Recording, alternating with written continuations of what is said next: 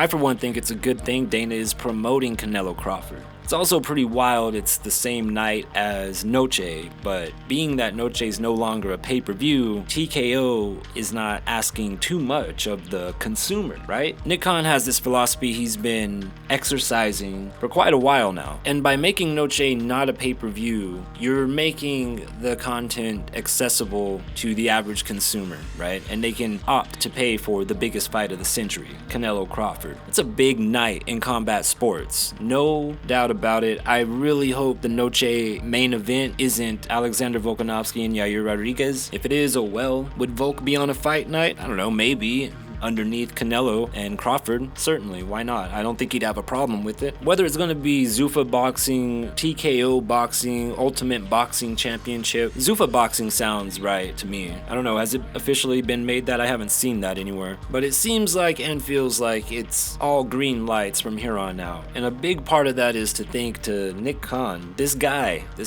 dude, is tenacious, so to speak. He's all over everything. And he has been for quite a while, at least since the build of Sphere, the card at Sphere, Noche 2. Not to say he wasn't involved prior to that, but that's when I noticed his activity and his presence was just through the roof. He's making sure these companies are doing the damn thing, and he does have the consumer in mind. A lot of people are having a lot of gripes right now, but these are growing pains for this company. Now, what I mean by that, this is a corporate business. They're going to move in a corporate way. Do I agree with everything? Of course not. I'm a fan. I'm a fan first. But Canelo Crawford being their first promoted event by way of Dana White is so big. You gotta fight this big that people are dubbing the fight of the century, and it very well may be that. And TKO is the force behind it, alongside Turki Al-Sheikh.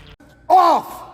It's a direction you can fuck. It's these types of moments to me that are so mind-blowing. If this goes down flawlessly at Allegiant Stadium, you know, and then in San Antonio, I know they're going to stack Noche 3, right? They got to. On that side, you are indeed delivering to the consumer. Obviously, players in the game like Oscar De La Hoya and so on have problems with it for their own reasons, but as a fan, you really couldn't ask for anything more, except Yair Rodriguez not being in the main event for Noche 3. The imagery of Crawford and Canelo facing off and Dana in the middle of it, just an iconic image. Whether you like this situation or not, that is just all around badass to see. It's gonna be done right as long as everything flows right. God forbid any type of injuries or controversies or anything crazy like that. I remember the rumors and murmuring that Turk and Netflix and Dana were having issues, and I didn't put too much into it because like no one's gonna have the actual truth from all sides. Everyone's gonna talk about it and that's fine and all, but I didn't think this was gonna be the end of Turkey working with TKO or Dana. Not at all.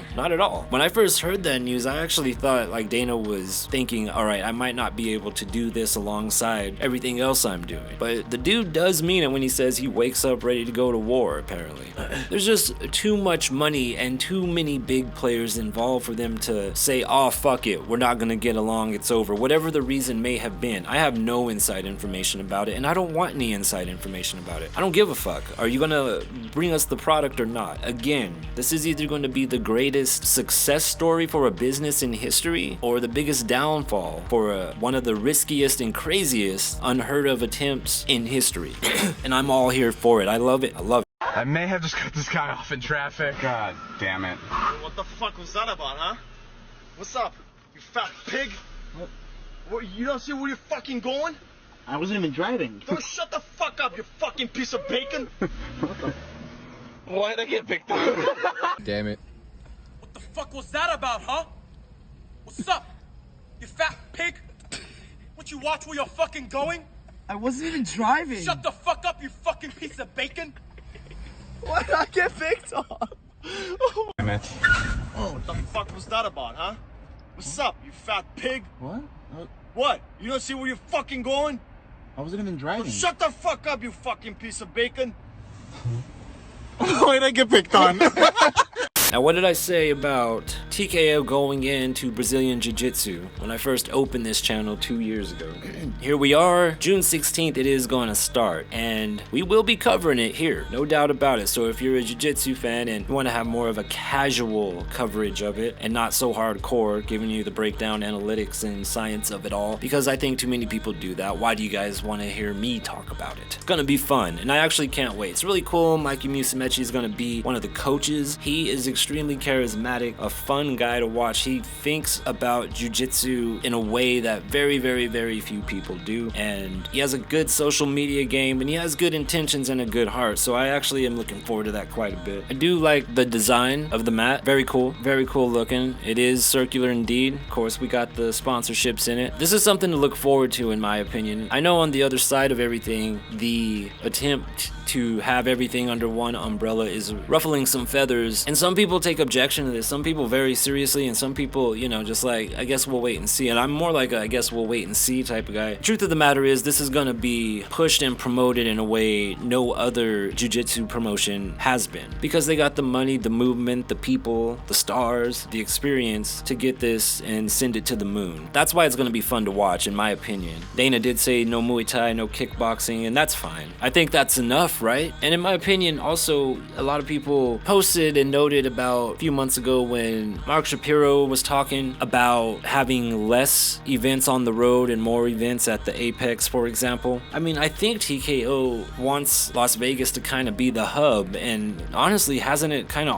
always has? They just want to like enhance it a little bit as the hub. I don't know if I agree with it or disagree with it. I know there was people mad about WrestleMania being moved from New Orleans to back to Las Vegas for the second year, but the thing was, I didn't see any reason to be mad unless you were a person already had made plans and bought flights and whatnot to New Orleans. But that's just me. Some people, you know, had a big problem with that. But I think they want to like make that their hub, enhance Las Vegas as a whole with all the entertainment that they got going on. And they have the bull riding too with the PBR, but the PBR has bigger markets elsewhere than Las Vegas. But they might be able to make that a crossover thing as well. I guess we'll see. Jelly roll sitting clean to the eyesall. Plus I still get money, yes I ball. Every time I see you, bitch gives me an eyeball. And if my P.O. ask, I hang drywall. Look here. Hey, I'm not surprised, motherfucker.